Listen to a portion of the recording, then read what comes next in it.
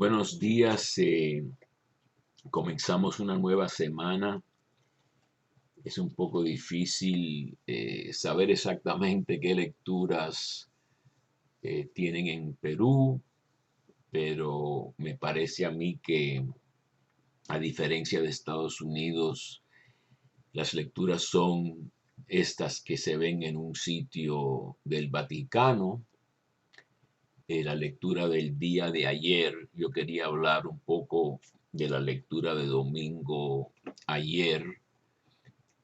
Aquí en Estados Unidos eran ya los Reyes Magos, me parece, pero yo oigo la misa desde Roma. Es un poco diferente. Y yo quería comentar, para que vayamos aprendiendo más y más de la Biblia, de estas lecturas que me imagino yo que al leerlas, al proclamarlas en las misas, muchas veces no se entienden. A veces yo creo que ni los mismos sacerdotes están muy duchos, como se dice, ¿no? En el Antiguo Testamento, en situar exactamente de dónde surgen estas lecturas. No son nada más habladas en abstracto desde lo vacío del cielo, sino que responden a situaciones concretas de Israel que después se prestan, y por eso están inspiradas y por eso las seguimos leyendo en las misas. eh, se prestan para echar una luz sobre el misterio de Jesús. Como dice San Jerónimo, y lo repito, ¿no? Ignorancia de las escrituras es ignorancia de Cristo.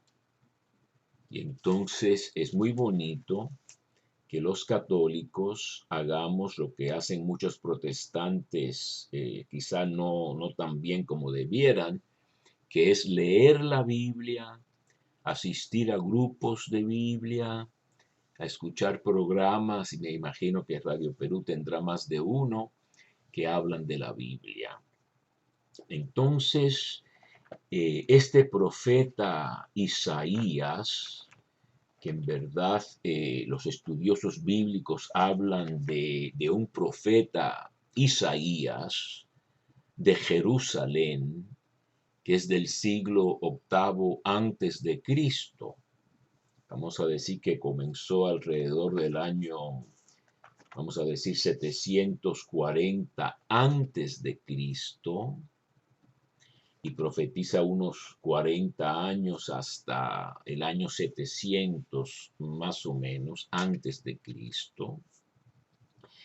Y después, 2 siglos después, sus discípulos, él tiene discípulos como Jesús los tuvo también, son los responsables, básicamente, de lo que hemos hablado ya varias veces, el libro de la consolación de Israel, a partir del capítulo 40.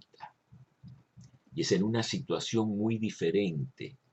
En la primera parte del libro de Isaías, los primeros 39 capítulos, vamos a decir, él es como los profetas del siglo octavo, Amós, Miqueas, Oseas, que critican muchísimo la corrupción del pueblo, de los líderes, la ignorancia religiosa, castigan al pueblo con críticas muy fuertes, reproches muy grandes, ¿no? De lujo y de toda clase de cosas, borracheras y ignorancia de parte de sacerdotes y todo eso.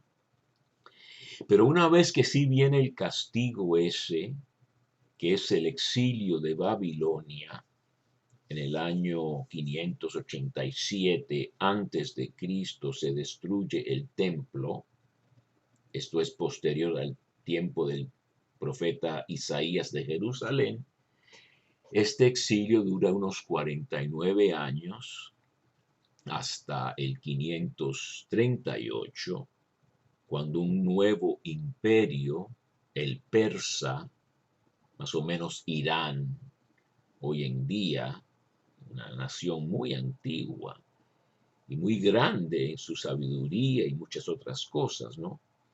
Yo creo que todavía en Irán hablan el farsi, que es una manera de un idioma persa, farsi persa, y no son árabes, son otra cosa. Y entonces este profeta anónimo, pero que se une al libro de Isaías, como los capítulos 40 al 55 más o menos, consuela al pueblo. Dice que ya ha pagado con su castigo, ¿verdad? Y entonces lo que hace es consolar al pueblo, no sin reproches todavía, ¿verdad? Eh, Habla de hipocresía religiosa y cosas así, pero en general pone gran esperanza en esta liberación de Ciro.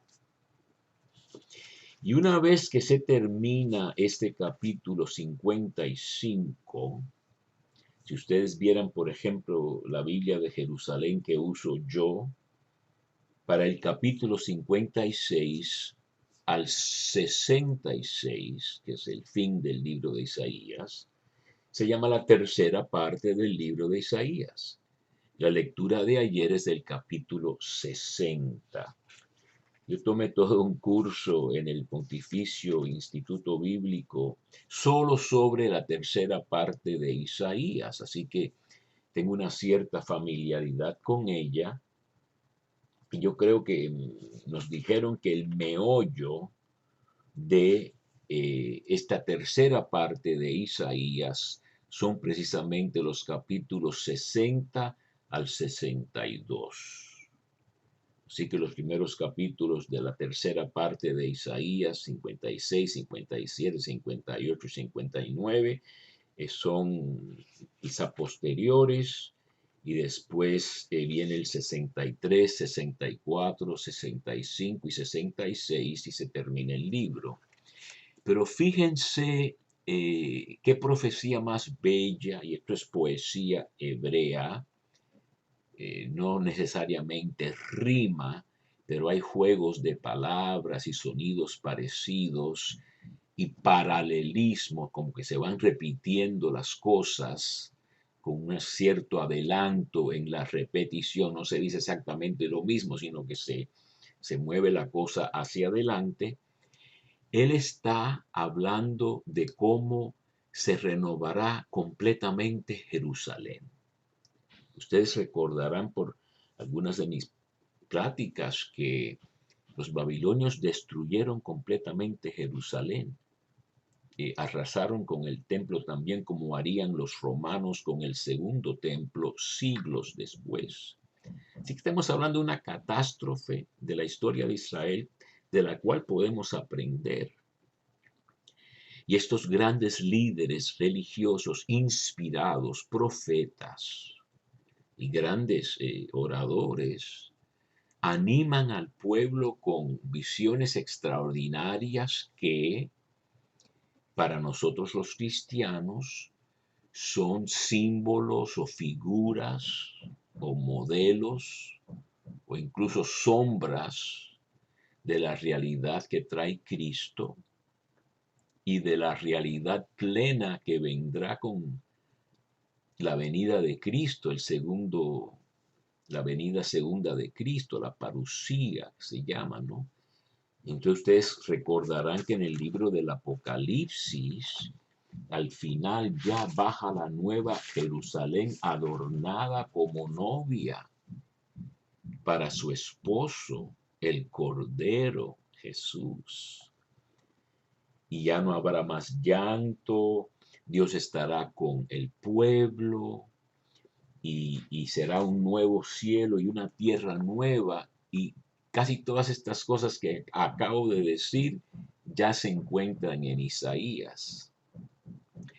Entonces dice, levántate y resplandece Jerusalén, de estar postrada, triste, agachada o incluso durmiendo quizá en la depresión. Levántate y resplandece porque ha llegado tu luz. y la luz es la gloria del Señor que alborea sobre ti. Es decir, hay una nueva alba, aurora, después de la noche oscura, de sufrimiento.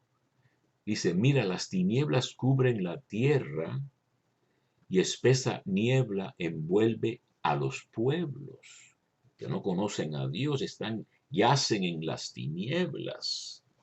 Pero sobre ti resplandece el Señor y en ti se manifiesta su gloria. Y caminarán los pueblos a tu luz y los reyes al resplandor de tu aurora. Así que en el Antiguo Testamento Israel es luz de las naciones y también se dice del siervo que nosotros lo entendemos ser Jesús, que será luz de las naciones en el capítulo 2 de Lucas y también en el capítulo 49 de Isaías. Levanta los ojos y mira alrededor, todos se reúnen y vienen a ti. Es el regreso del exilio, el regreso de la opresión en Babilonia, donde fueron deportados a fuerza. Tus hijos llegan de lejos, a tus hijas las traen en brazos. Entonces verás esto radiante de alegría. Imagínense ustedes a este profeta anónimo predicando esto, proclamando esto a gente desanimada y prometiéndole gran alegría. Tu corazón se alegrará y se ensanchará cuando se vuelquen sobre ti los tesoros del mar y le traigan las riquezas de los pueblos. Es una cosa muy de Israel desde los tiempos de Egipto, y Pablo lo refleja en Romanos, un poco misteriosamente. De Israel sale la revelación de Dios. De Israel sale la luz, de Israel sale la Torá, la enseñanza de Dios.